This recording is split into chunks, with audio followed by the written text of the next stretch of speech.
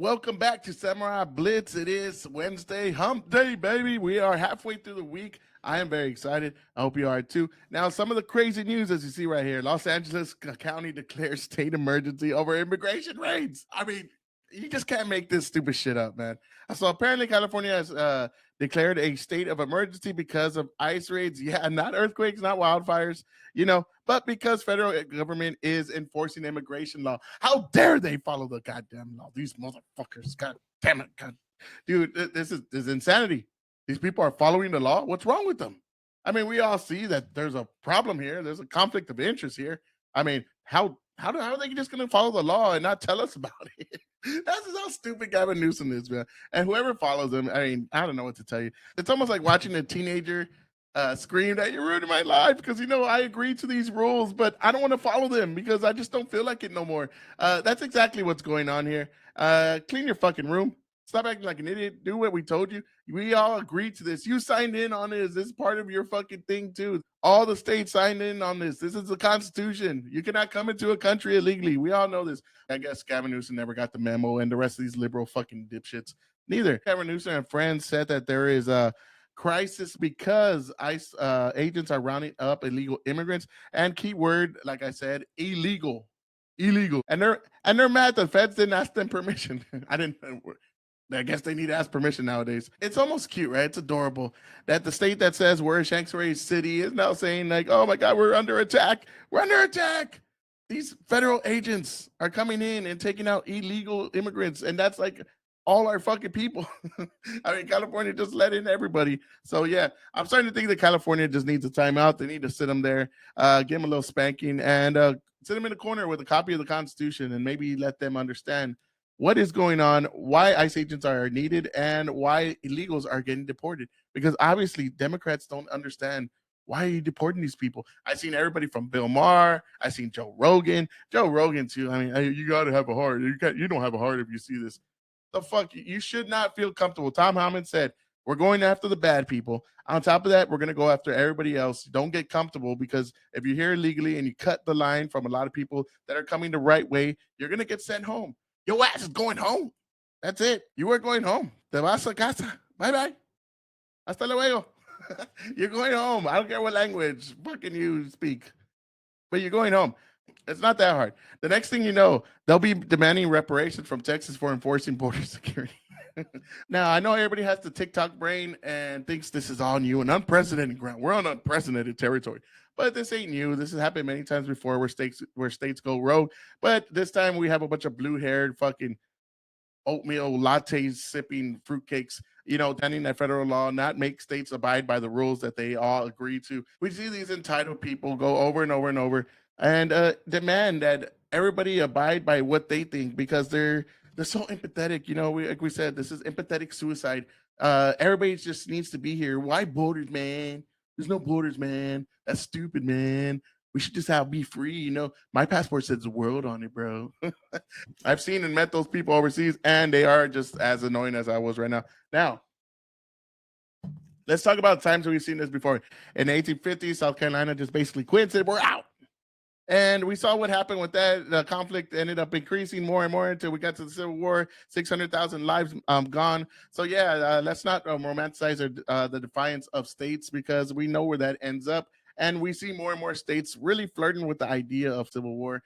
And yeah, we'll see how that goes. Remember who has all the guns, and also remember what life's gonna look like if we have a civil conflict where it becomes very, very violent because y'all been fucking egging this on, poking the fucking bear over and over. Here you go, guys. Come on, come on, come on. Hit us, hit us, hit us. Do it. And you're gonna get to the point where you're gonna get a bunch of cycles that are gonna do something about it because y'all been talking about political assassinations, how it's okay. The polls have been saying that the majority of Democrats are okay with political assassinations, with Trump, with Charlie Kirk, and with others. We've seen with Benny Johnson, where they were trying to talk about him and his family.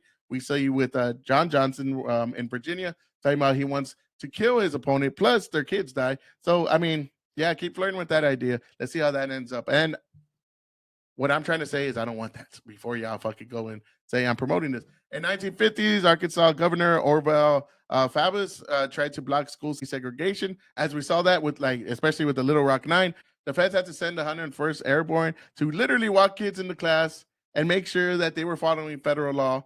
And even some places decided they're not going to go to school for a year because how dare the federal law tell them they have to go to school with black kids. Another stain on the Democratic Party, but nobody wants to talk about that because the big switch that never happened. We saw it in the 1990s with states like Oregon and California, where they decided to legalize medical marijuana without the federal government giving the thumbs up. They just decided, hey, we're just going to do it on our own. We saw it with COVID, where some governors treated federal guidelines like it was optional homework, and they were just like, yeah, we're just going to do what we want. We're all going to become little dictators. We see it now with a lot of liberal cities and states saying, we're not going to cooperate with federal law. We're not going to cooperate with ICE. We're going to continue to do what we want because it makes us feel good. And we're going to just defy the will of the people that voted for Donald Trump to get these people out of here, because we all saw that was one of the top priorities, the economy and immigration. We saw that because they let in like millions and millions, 10 to 20 millions of people in this fucking country, unfettered, with no fucking background checks, with no plan in sight. Just go ahead, free for all. Let's have a good time. What's funny is when red states push back against DC, it's automatic. They're extremists. Oh my God, white rage. It's fucking out of control. We need to investigate Catholic churches and parents at school board meetings. It's always the same. Texas puts up razor wire at the border. Fascist, racist. Florida bans biological men from entering women's sports. Dictator, fucking bigot. California bans federal agents from doing their job. Civil disobedience, right? It's nice. It's a nice. I don't know why I went Mario on you. It's not a big deal. Why are you making such a big deal about it? Apparently, rebellion's okay if you have a Hollywood area code. You're from the 90210 area or wherever else in some fucking Seattle, Oregon, anywhere in those regions. Then rebellion is okay. Even if we get violent, why not? You know, and Antifa is just a thought. Nobody even knows what it is. You know, come on. What are you talking about?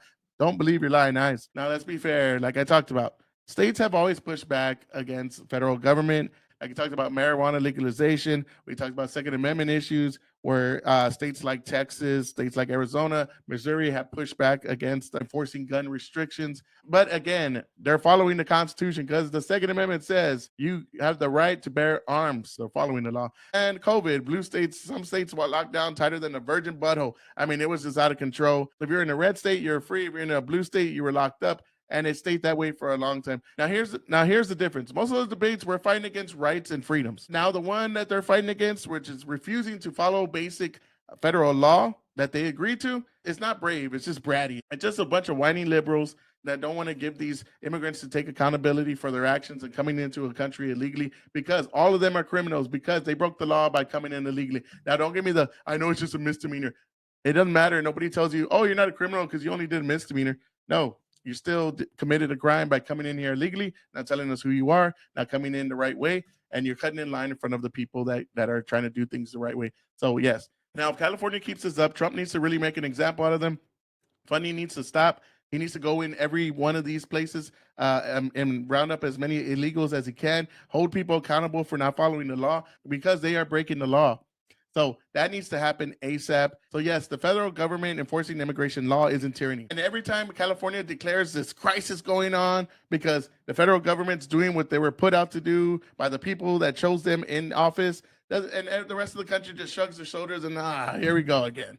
They're like that one guy that comes to work and just makes the day longer, makes it harder. You have to pick up the slack. That's what they are. They're just a bunch of crybabies that continuously give us headaches for no reason other than following the laws. And maybe they'll grow out of this phase. Maybe they'll grow up, mature a little bit, and realize that being part of a union is following the rules that everyone has agreed to. It's like we had from when the settlers came in here, a social contract. We all signed this social contract that we call the Constitution that everyone has to follow and everyone needs to abide by. Because if not, if we have one rogue state, then a house divided always falls. And if we continue to go this route, we're always going to be arguing. It's going to be like a toxic marriage where that states like California is that wife that's going out, spending all your money, banging your neighbor and doing crack cocaine while you're out there working your ass off to do everything you can to keep that family in order, safe, and have a roof over their head. And that's never going to last. We're never going to last that way. So let's make sure that California and everybody else make an example out of these people, because if we continue to go this route, nothing good's going to come out of it.